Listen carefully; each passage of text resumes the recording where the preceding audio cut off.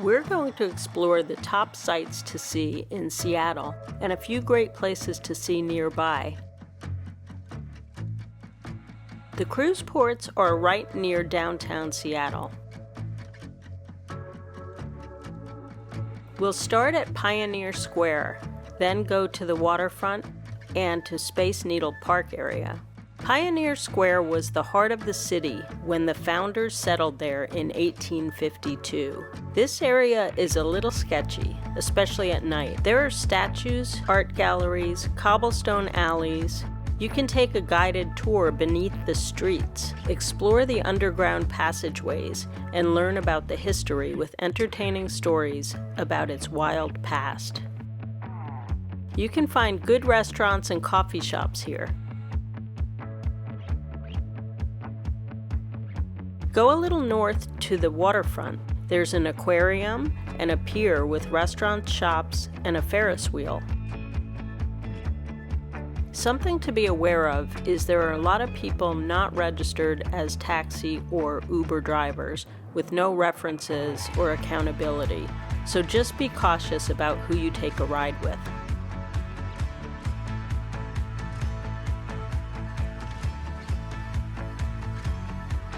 Go a few blocks inland to the Pike Place Market, one of the oldest and largest markets in the U.S., known for the gum wall that's been growing since the 1990s in the alley below the fish market.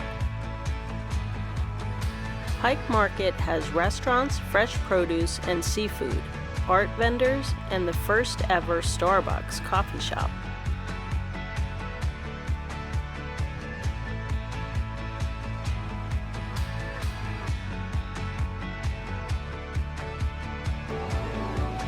Tourists gather to watch the fishmongers toss fresh fish around.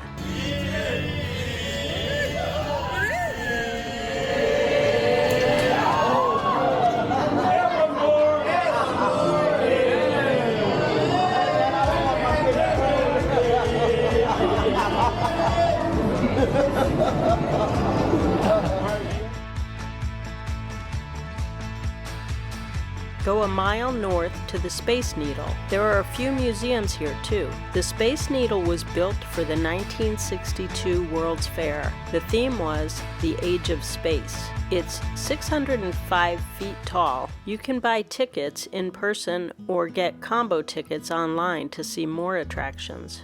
25 people can fit in the elevator. It takes 43 seconds to reach the observation deck. It has a revolving glass floor.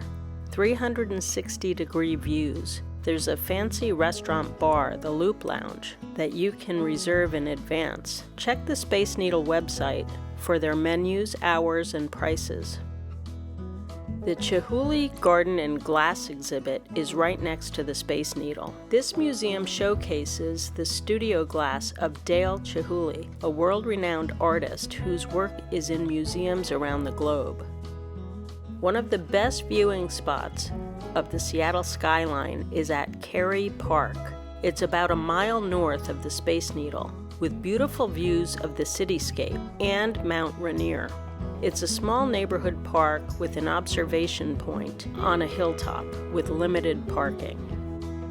Take Highway 99, also known as Aurora Ave, north to the trendy Fremont neighborhood. There's a recreational park for kayaking, jogging, and exercising near the canal. There are great breakfast spots, restaurants, and bars in Fremont. And there's a huge troll that lives under the bridge at North 36th Street and Troll Ave. The Fremont troll is 18 feet high, weighs 13,000 pounds, and it's holding an actual Volkswagen Bug vehicle in its left hand. About a 2-hour drive east of Seattle is a cute Bavarian village, Leavenworth. The drive out on Highway 2 is very scenic, and you'll probably see Bigfoot along the way.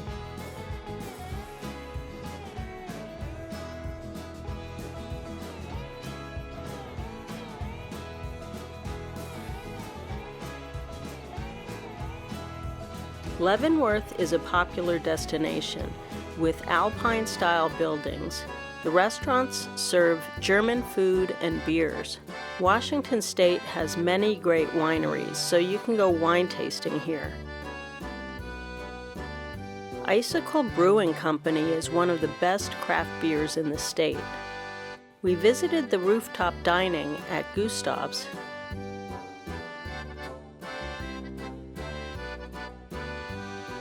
Had an amazing dinner at Yodelin's Beer Garden. They have live music and it's a very popular place. Beautiful outdoor setting. Another cool spot to visit is the Gorge. It's an hour and a half southeast of Leavenworth. You can see some interesting sculptures along the drive. There's an open-air amphitheater at the Gorge above the Columbia River for summer concerts. There are some unique modern cliff houses, condos, and vacation homes. We visited the Cave Bee Winery. It's a popular place. They have wine tastings or wine by the glass, very tasty, and they also have live music. It's a beautiful place. Mount Rainier National Park is about a 2-hour drive from Seattle.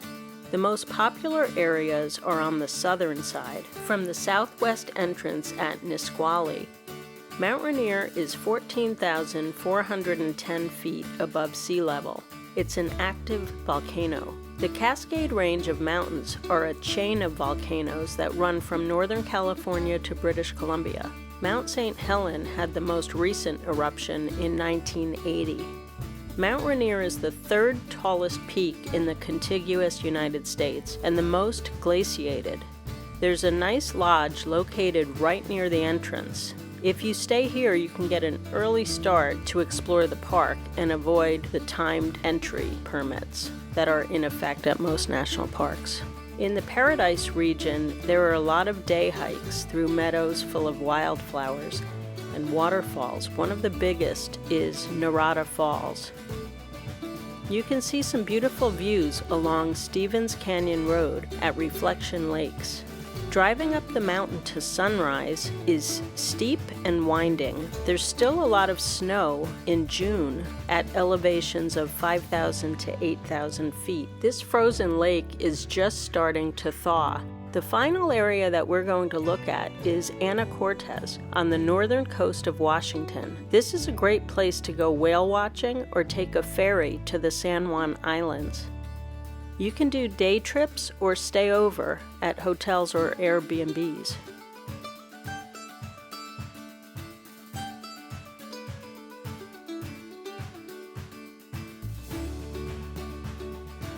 We took a drive down Whidbey Island and visited a beach near Deception Pass.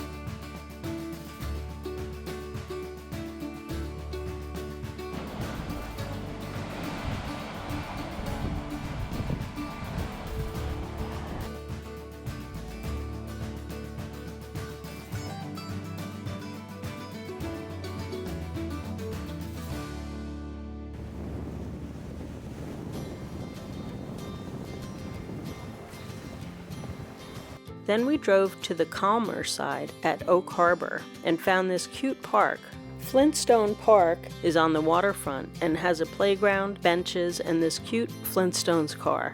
There are a lot of great places to see near Seattle. You can explore a little more each time you visit.